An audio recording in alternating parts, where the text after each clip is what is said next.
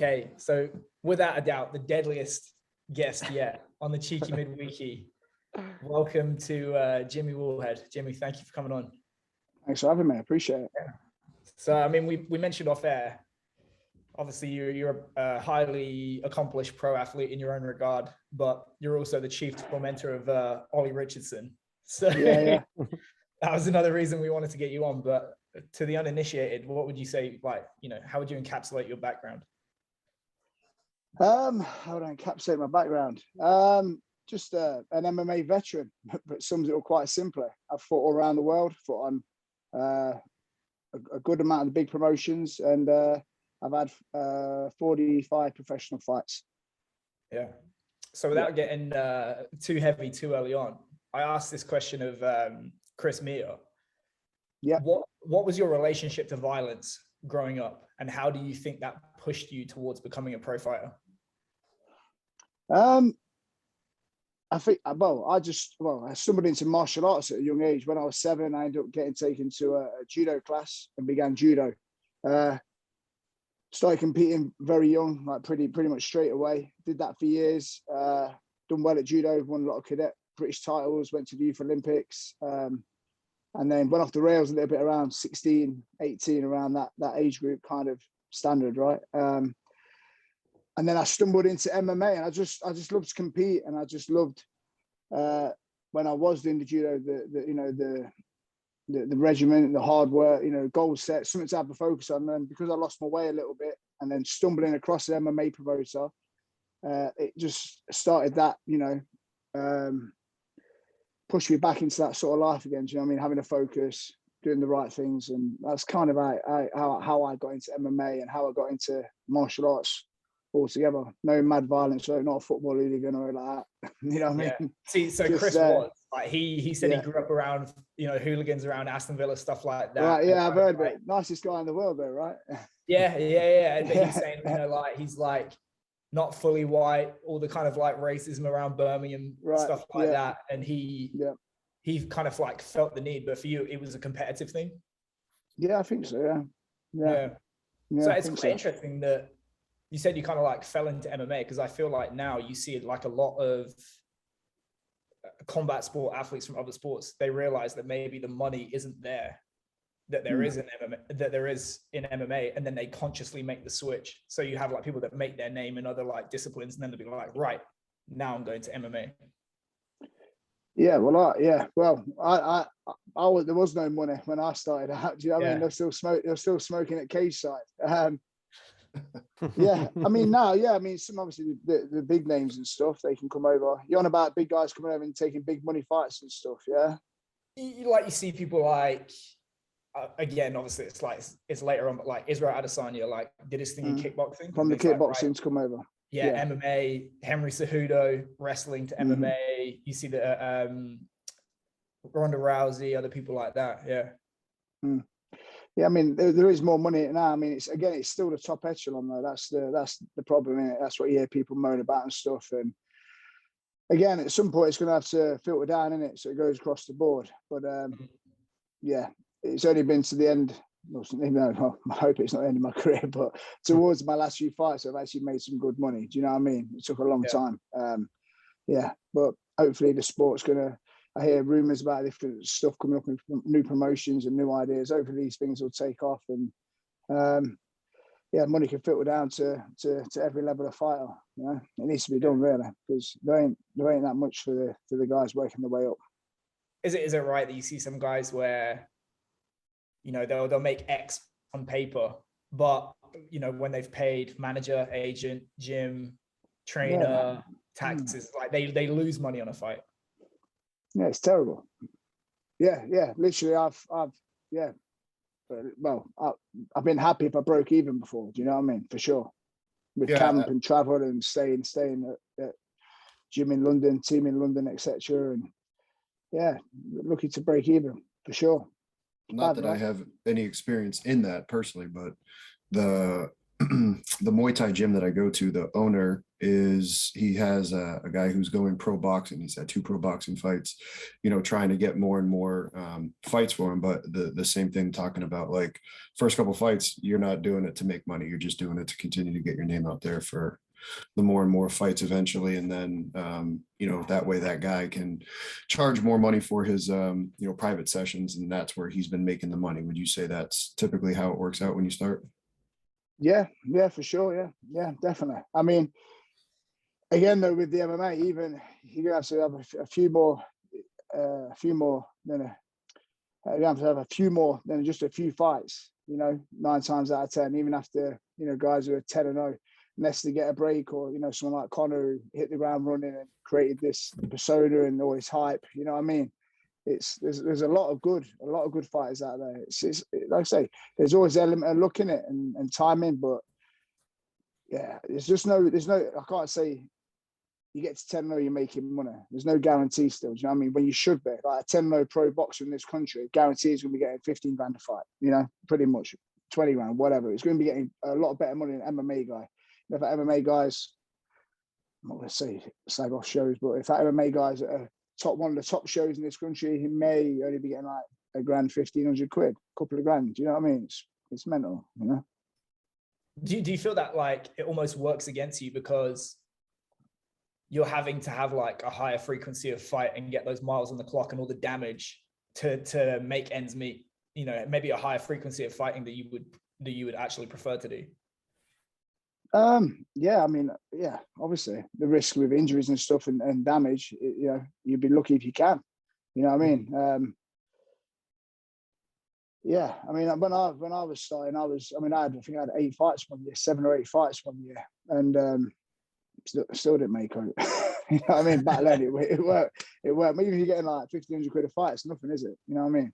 Yeah. But yeah, like I said, something's got to filter down at some point where whether it's going to be, I don't know, fighters in promotion on a fighters in a big promotion get like a set wage and then a purse to fight, or just the fight purse is filtering down to being a little bit more worthy, if that's such a thing. If that's the right way to say it, isn't it? Do you know what I mean? The guys are living like pro athletes, putting a hell of a lot at risk when they compete and stuff. It's dangerous, isn't it? So they should get paid for it. They're getting paid in boxing. The guys at the top are getting paid, so it should filter down to a degree a little bit with the not lower level guys, but not the household names. Still taking the same risk and doing the same work. It sounds like especially on the big promotions, a punch in the face. Like it's the same thing. Strength coach, you just fucking eat shit 24/7. yeah, great, right? Sucker for punishment, yeah. So, in terms of being a fighter, not that I've ever got in a cage, but like my feeling is like that's probably like one of the few experiences as a man, or even as a as a human being, where you're under that level of scrutiny. Like everyone's looking at you, you're on your own, and there's somebody else basically trying to fucking knock you unconscious. Mm-hmm. I'm guessing you felt fear. Yeah. How do you manage that? How do you manage that fear as a fighter? Because you hear about all these different fighters where my guess is there's some fighters that absolutely love it and might not even be the best for it. And then you hear someone like a GSP, he said he was like deathly afraid every single fight of his career, even though he's like one of the greatest people to ever do it. Yeah. Of course everyone feels fear. I think I've certainly let it eat me up before. Do you know what I mean? And hinder performance. That's no excuse. I know a lot of fighters have. For myself personally, the late I've got in my career, like in the last couple of fights, I've not given a toss because there's no. So it's like you go through the mill. You get to I got to the UFC. Things happen there, and you go through like bad things. I went through a lot of things. I had depression and stuff. I went through all that, and to come out of that on the other side. And I was just fighting for fun and ironically getting paid well, inevitably in the end. I was walking out there with more on the line financially than I've ever had before. And no, I didn't give a toss, didn't care. Just no pressure. Like it's got to a point where I wasn't chasing, I've got to win this fight to be in the UFC or to win this title.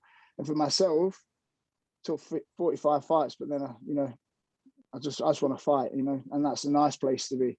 But throughout my career, it ate me up. And I know a lot of guys do, suffer with performance anxiety and stuff like that. But I think the way to handle it, the way I try and, I tell my fighters what I've experienced, what I've been through, and it's just understanding, isn't it? The other guys feeling exactly the same. It's totally normal. Control your breathing. You've done the training. You've done the work. Yeah, don't overthink it. The program is in there from all the hours of drilling and sparring. You sync with your corner. Go and enjoy yourself. And that's the most important thing. That's what I stress to my fighters all the time, that you've done the work. Yeah, you won't be in it. I won't let you be in it if you weren't ready. You know what I mean? He's feeling every emotion you're feeling. Go and enjoy yourself. Go and shine. You know what I mean? Don't fuck him up,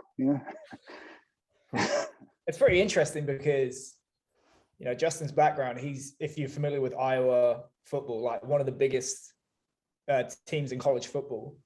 What you just described is completely at odds with the prevailing wisdom in football. You're talking about control your breathing, be calm, don't amp yourself up. Like, it's like I was thinking the same time. They're living doing the opposite. I had been thinking the same thing here, and I was waiting for you to try to bring it in, like just how everything he's saying and how he as a coach, and if you look at a lot of the people in corners in whether it's MMA or boxing, how calm they are and how they're just talking to their athletes, hey, do this, in one of the bloodiest sports where you're actually physically fighting somebody, versus just the nonsense that happens in my sport of American football, where coaches are running around and you literally have somebody who's hyping everybody up rather than thinking about the technical tactical demands that you have, whether it's striking an opponent or moving the ball down the field in rugby or in American football. Interesting. I think it's in general like the counterintuitive solution to like an adrenaline problem. Like in fights is even more evident, but like for us in rugby sevens, it was 14 minutes and people think we have this little time, so everything has to be rushed. But when you do that, you lose focus. And when you have little time or higher risk, I mean, someone can strike and you can be out.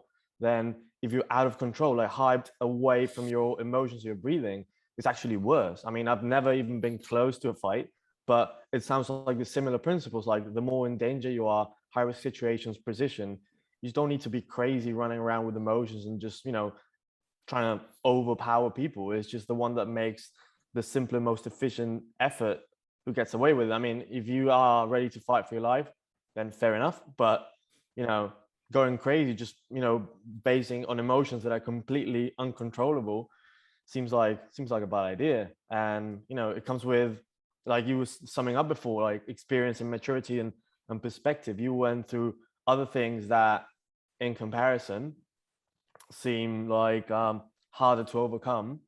And now you walk into a cage, it's the same cage, you're just different. Yeah, absolutely.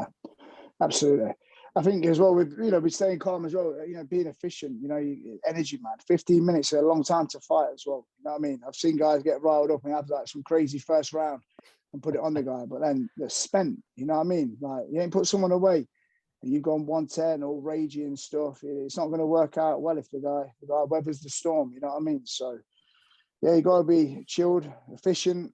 And just like you say, like everything, the training's done. And at that point there, autopilot should be kicking in, right? Ears open, ready to make the adjustments, what's needed. And and like again, I really, again, enjoy it, innit? It's meant to be the fun part. And many times for me, it weren't the fun part. I had to win to try and put food on the table. I needed this win to get to here. And it just, I look back and it was like, there was a lot of times I didn't have fun. And that's bullshit. I mean, that upsets me when I look back. So the fact that I don't want any of my guys to ever go through that. I don't want any of my guys fighting, not happy, not enjoying the moment, Do you feel that although, probably professionally, it's not going to help you to have a loss in the loss column, but from a life perspective, it's almost like, oh fuck, the thing that I was worried about has happened to me.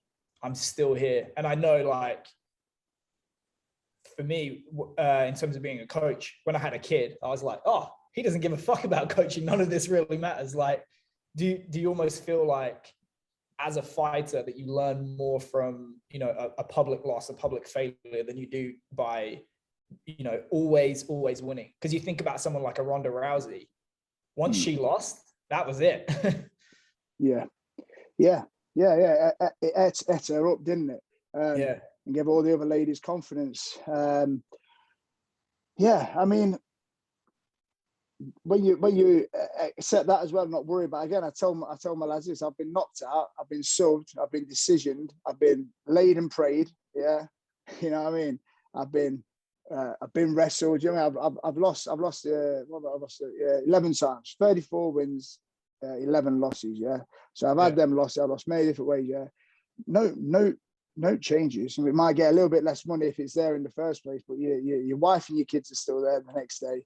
Your true friends are still there. You lose a few like fakers, innit? You know what I mean? Oh yeah, when you win, innit? Or, you know what I mean? Everyone wants to be your mate, innit? But no change. Like you say, no changes. And when it makes you better, innit? It takes the pressure off if you go into a fight not worrying about that. Because I've had the guys, I'm worried about being knocked out. Well, I'm like, well, you won't fucking know about it. So there's no point in expending any energy worrying about it. And just no changes, and you certainly grow from it, especially if you make a mistake that, you know, that's the outcome of you making a mistake or making a wrong decision or whatever. So again, corny in it, but you know, fight say all the time, it's not losing, it's learning, innit? I was Connor's saying again, weren't it? But it's true, innit? After every loss, I've not made the same mistake twice yet, touch wood. You know what I mean? So but you know what's interesting is I have you ever read the book that the UFC put out on, like, they analyze the sport of MMA, like Duncan French put it out. I was talking to Bo, who I think was like the head of strength and conditioning, and he said they surveyed all the fighters, and the number one fear was not getting knocked out. It was not making weight. The number two fear was gassing, and then only the third biggest fear amongst fighters was getting knocked out. I think it's pretty interesting for me as a non-fighter to see those opinions. I mean, I didn't read that. I probably didn't look at it properly, but there you go. But making weight sucks. And what was gassing? Again, it comes back to gassing, it being efficient and not being too thingy in it. There's nothing worse than being fucked in a fight. Not being, you know what I mean? Is it because you feel that vulnerability, like the defense that I had there is no longer there? And again, building offense. You know, again, corny sayings, but you know, sometimes best defense is offense. And if you're flat, and you look over the other guy smiling at you, poker face, you know what I mean? It's demoralizing. Do you know what I mean? So cutting weight, that sucks as well. But I've never really been a big weight cutter, but that's a whole another skin in itself. Some of these guys who cut masses of weight. How much would you roughly cut for a fight? So my last one, I can get fat in between fights, but let's say eating healthy, training, walking around about 85 to 87, depending kilos. So I don't know, pounds, 185, a bit more than that. And then I weighed in. I always want to be within 6-7 kilos by the Monday before the fight. I'll cut like 7 kilo, 14-pound fight week. I don't think that's that much really on a scale of things. Do you know what I mean? Like 10%, isn't it? Is that right? 10%? Yeah, 7 kilos, 77, weighing at 77. So safe, never pleasurable, but I don't cut masses of weight at all. But still not pleasant. Still sucks. But I have before took late notice fights and I had to cut once I've had to cut 6.5 kilos. I had a fight, took it on a week, and I had to do on the day of the weigh-in 83.5 to 77. And he was larger allowance 0.5, and that killed me. That's the only time I was. That's a lot. Me in the sauna, I was having a paddy, telling my guys, "Fuck off, I'm going home," and all that. Listen to shit. But that wasn't because of bad preparation. That was a show was happening. It got cancelled. It got put back on somewhere else, and the fight got put back on another show. You know what I mean? But I'd been binge eating because I thought it was off, so I had to struggle to make that one. It wasn't fun. It wasn't fun. I'm friendly with a guy. He does nutrition for Vittori, and he told me, the week of the Paulo Costa fight, like the numbers that they were saying publicly, he wasn't even like. Apparently, he turned up in fight week at like 235. 225. So he had to drop 40 pounds that week. Who, Marvin or Costa? Costa. So he told me Marvin, he will start camp at 210. Yeah. He'll cut to just under 200 and he'll do 15 on fight week. And he said, like, you know, because he's a pretty muscular guy, like he'll do, I think it's 10 to 15 the day before, like he'll cut that like really, really quick and come back on. But yeah, he said, because obviously they have like the back channels to be like, hey, this is not going to happen. And apparently Costa turned up at like 225. Clearly not going to make 185, but then it was touch and go whether he was going to make 205, which is pretty nuts. Did that fight happen at heavyweight? Did it change? Is that the one where they changed the weight? Yeah, it was. So they said, yeah, it was. They said initially it was yeah. going to be like a catch weight. I don't know. He's going to miss weight by 10 pounds. And apparently he was having to push to get to 205. And Marvin was like eating like whatever he wanted and still barely 205. That's mad, isn't it? That's bad prep, isn't it? How did that happen?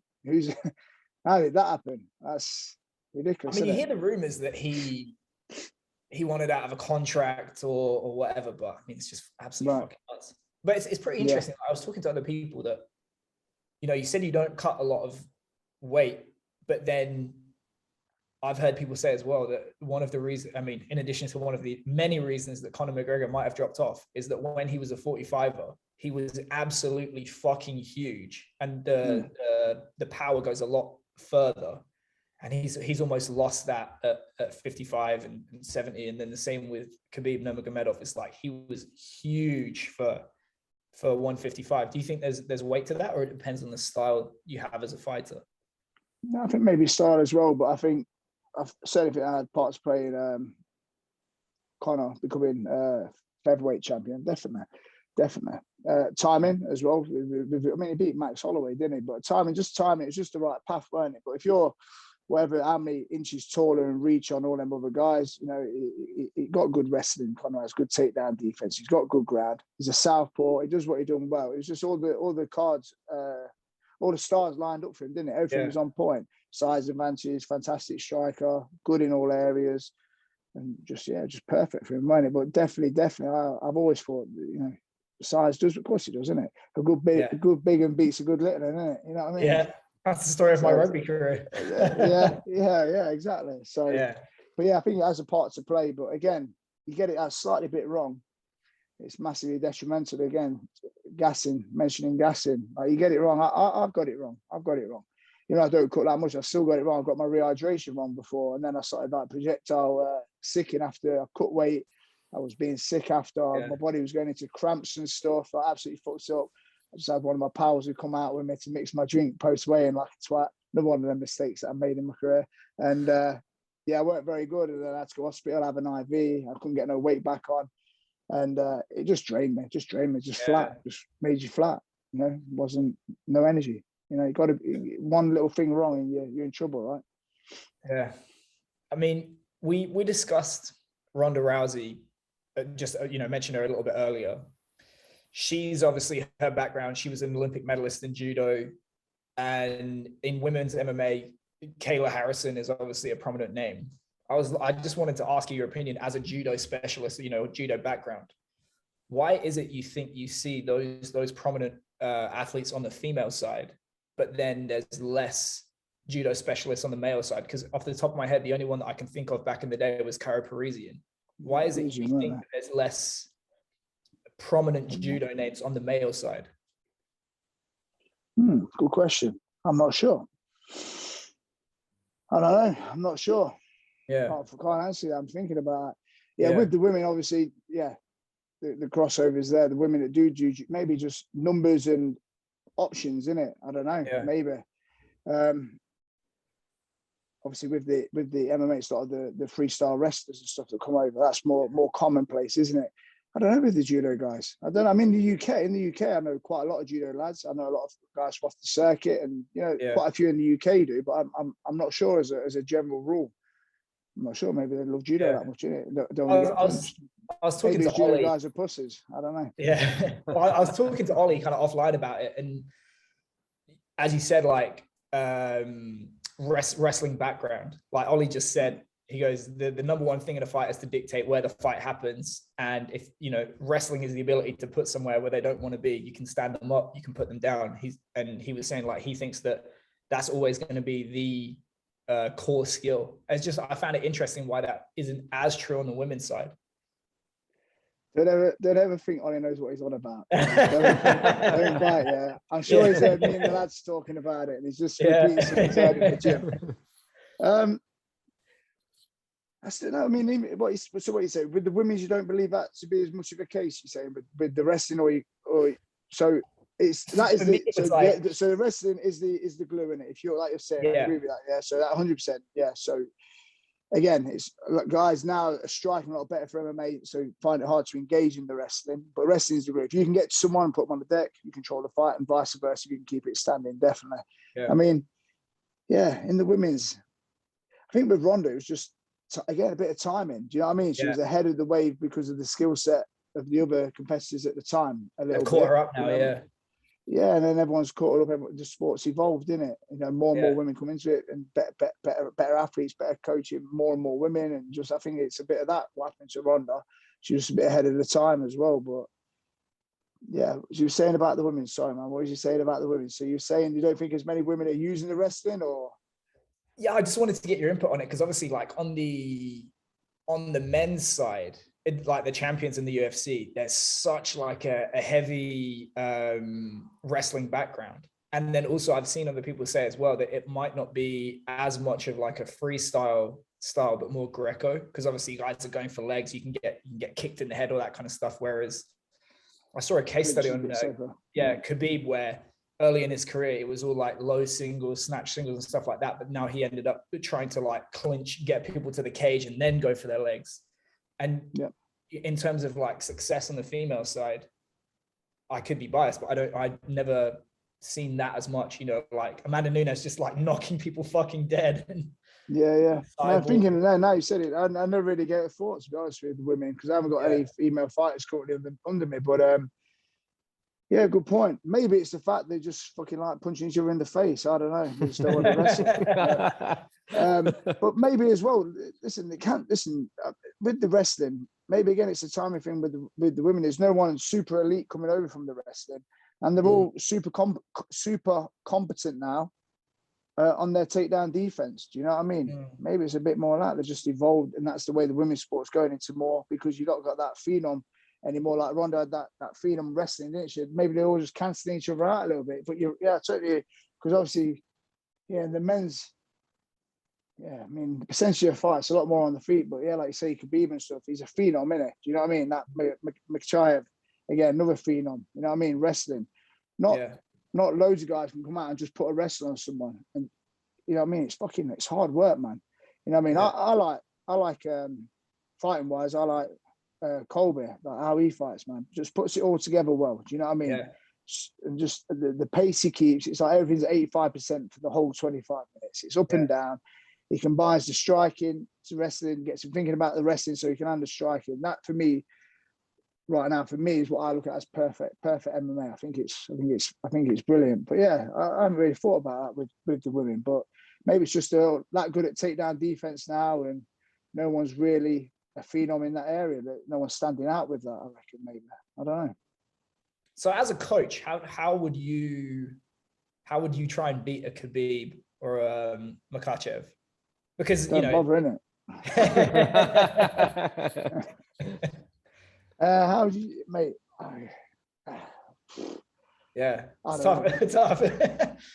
Yeah, I mean, so you can try and do it the way like Gagey tries to stay on the back foot. It's fucking hard, man. Catch 22. So you try and stay long and try and circle. He's going to get to you. He's going to chop your legs. He's going to get close. And then before you know it, because you're circling, your back's going to be on the cage, in it.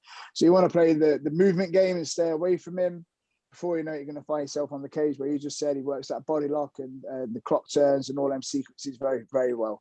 You know, you want to get in his face, try and push him on the back here. He's going to snatch single here. He's going to change level as you punch, and there you go, innit?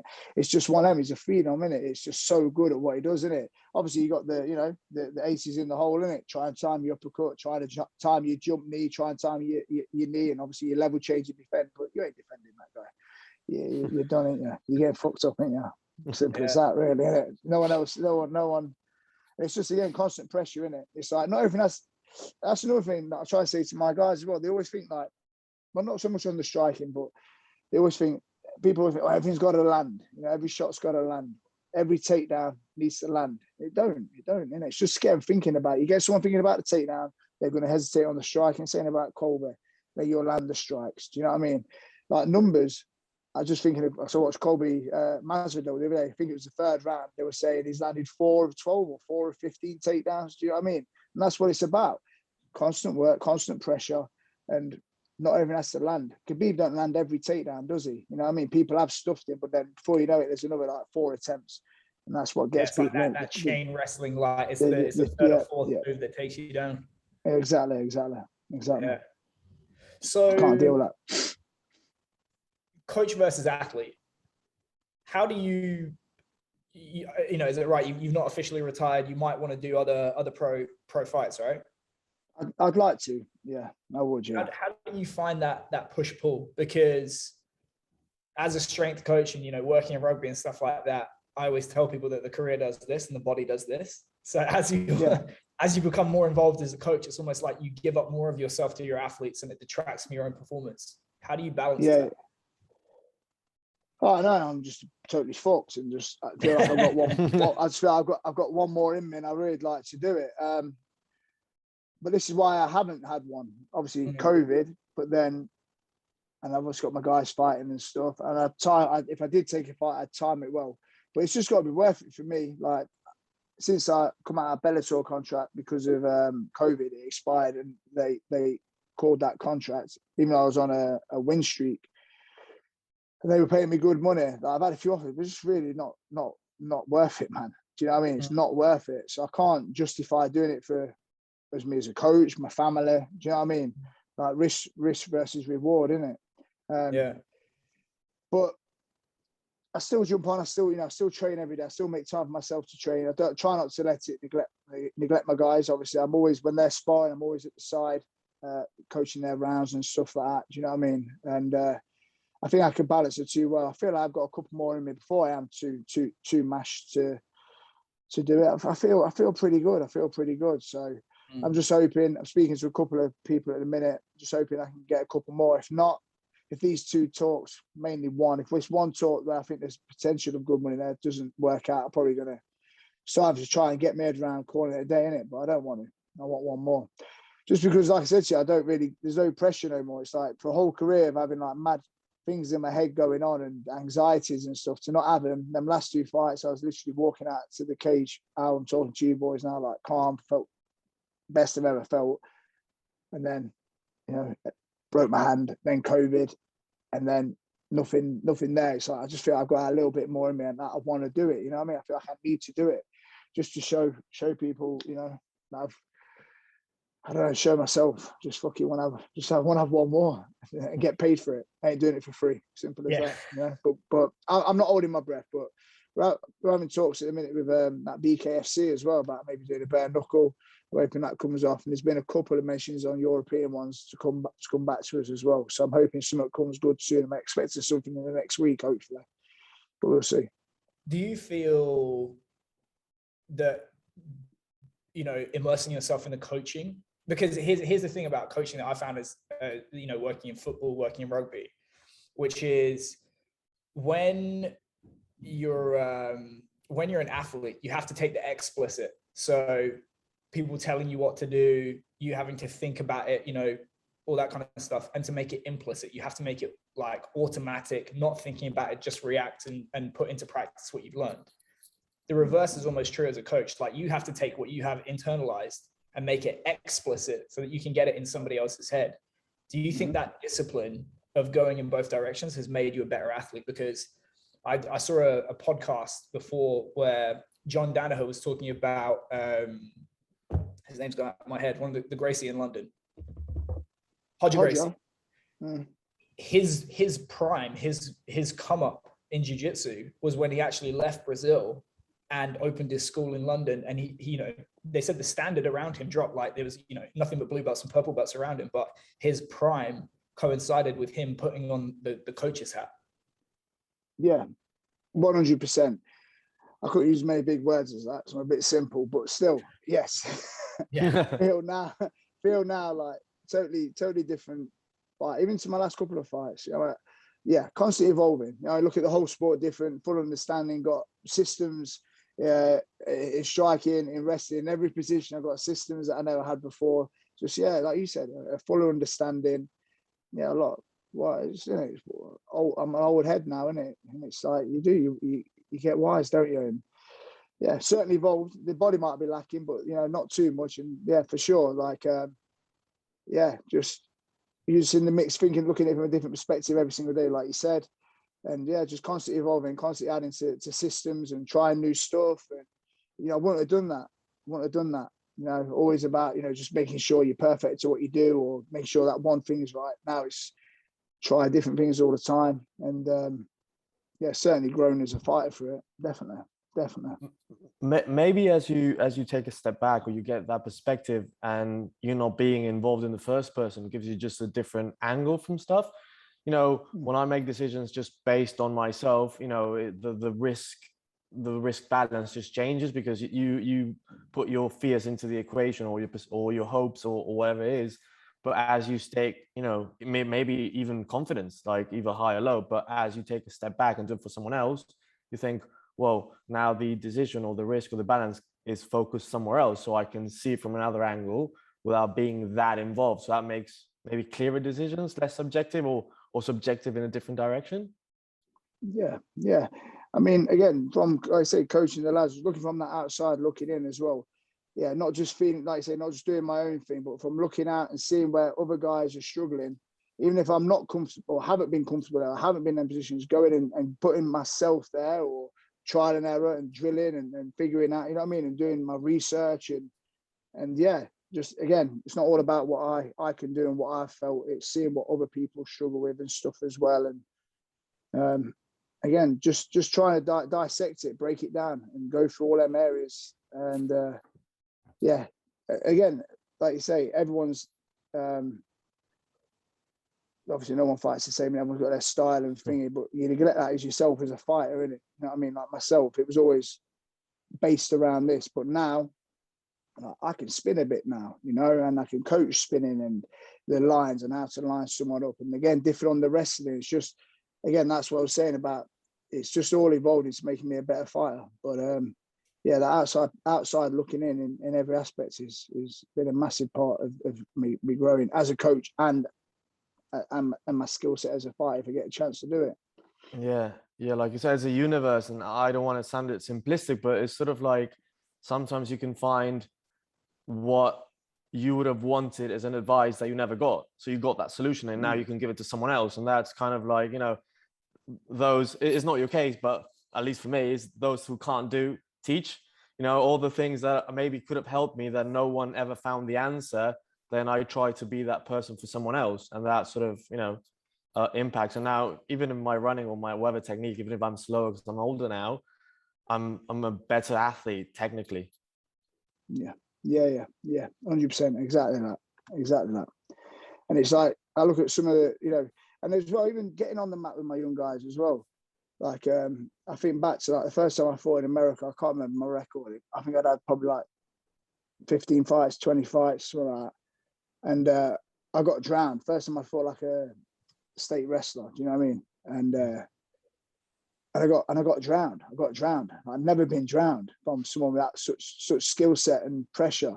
And I've got a few real good prospects: Tom Owen, Jack Henshaw, Josh Hamilton. Got loads of good up and coming lads. Like Josh has trained me a year, and he ain't never gonna feel that. Do you know what I mean? He ain't never gonna feel that. He boxed for England. He's come in, and he ain't gonna get drowned. You know what I mean? Because of what I do to him and how he weathers that, and he can stand up. And I'm sure, I don't know if Ollie's mentioned him, because Ollie's tries to make out he has some input with him, but he again, it's like you say, passing on from your mistakes or what you've picked up in it, and just get preparing them better in it. I hope I can be a lot better coach now than I was a fighter. That's my goal now. But again, a little bit selfish still, the fact that I want to have one more, but maybe two, but we'll see. I experienced that in Japan. So I got into jiu-jitsu in Japan because of Ollie. Like he directed me towards Axis, and obviously like over there, Everyone's crazy into judo. Everyone's small, spider guard, all that kind of stuff. But then I moved to America, and the first tournament I went to, I came up against a collegiate wrestler, and it was when I was upside down. I was like, "Oh fuck, I need to learn how to wrestle, or at least try." Yeah, it was fucking horrible. This guy like rode my back for 5 minutes. I think I lost like 15-0. It was horrific, but you don't know until you know. No, exactly. Yeah. It's not pleasant at all. So you mentioned Ollie. Ollie doesn't know what he's talking about with fighting. Disregard what Ollie says.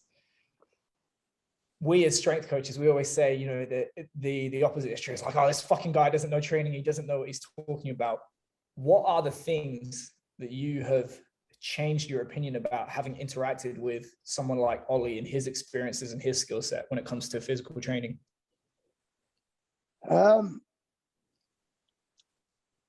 What, regarding strength and conditioning?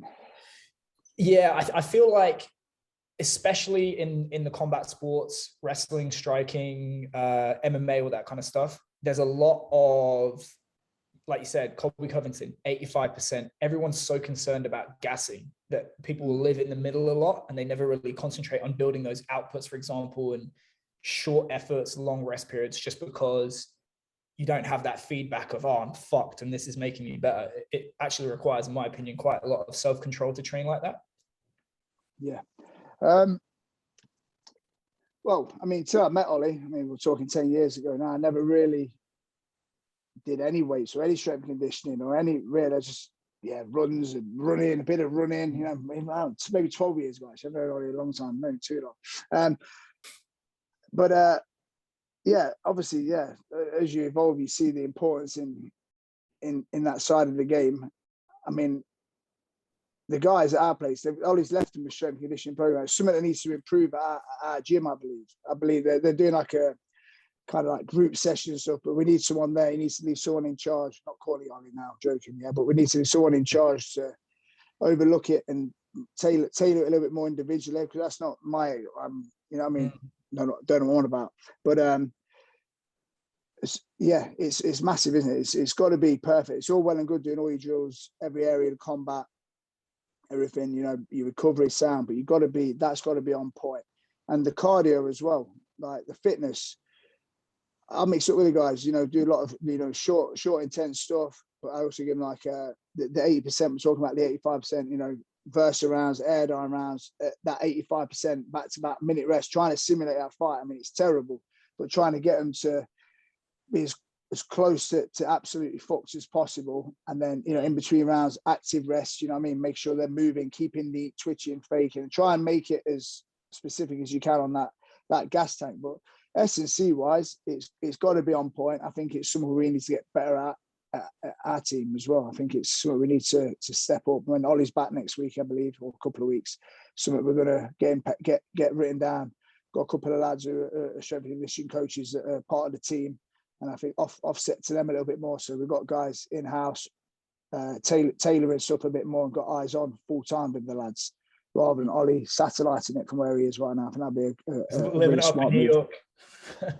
Partying, isn't he? You know what I mean? Don't hear from him. Blanks me all the time. Piece of shit. Me, you know what I mean? Do you feel that he would have, or you've been able to change what he does? Because, you know, when I was in rugby, my kind of like my belief when I was in Japan was we train the extremes, crazy high intensity with, you know, full rest periods, not feeling tired at all, quite low intensity, almost like road work stuff.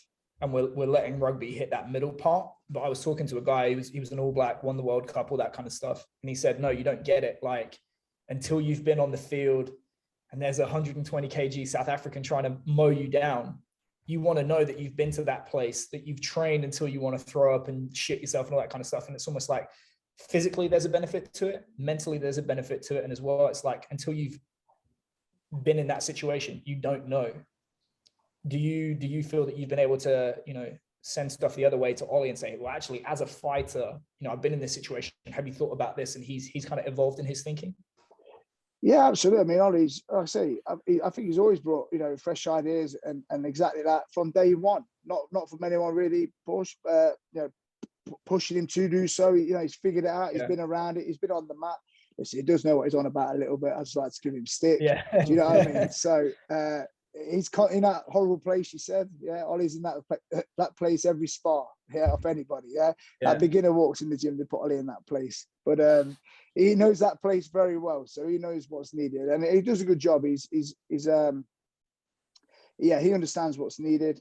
And yeah, I just wish he was around a bit more, but that's all. But I think that's something when we come back, we're going to get in place to really, really push that area of the guy. Because it was something that when it was me, Dan, Andre, when Ollie trained us back in the day when we were all, you know, very, very active in our fighting.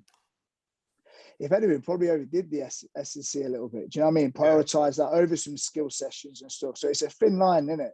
It's a thin line. It's got to be right. And at the minute, I look at our guys and I just think, because one of our prospects lost a decision on the weekend, and he lost the fight fair and square, but the kid didn't really. He was a bit bigger and a bit stronger, and he wasn't trying to finish the fight. He was holding position and stuff like that. And I just was looking at it, and it was just, I think if he got a little bit bigger and stronger, I actually think maybe his skill set, he couldn't have got throws out as such. You know what I mean? He kind of got stalled out a little bit. You know.